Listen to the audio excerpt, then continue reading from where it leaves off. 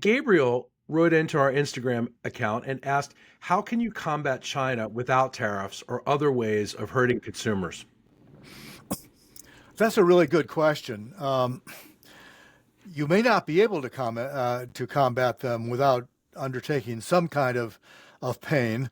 The Chinese have been, I think, better than us at finding things to do that hurt us and not them. Uh, Trump's tariffs have been across the board. They've sort of been on everything.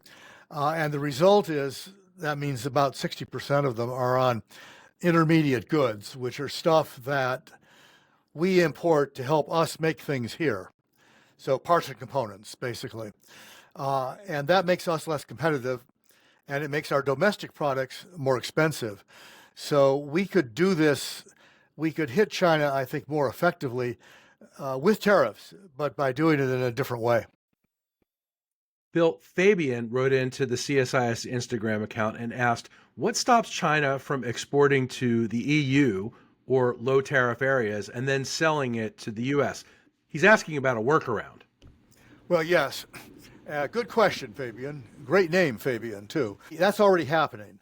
Early data, just from the last month, shows that Chinese exports to the U.S. are down. Chinese exports to Southeast Asia are up. And it's a very reasonable assumption that a lot of those increased exports to Southeast Asia are going to end up in the United States. There's a legal way to do that. If they're shipped as bits and pieces and are put together or substantially transformed, in other words, in another country, that makes them a product of that country. That's legal. It's getting around, it's a workaround, but it's legal.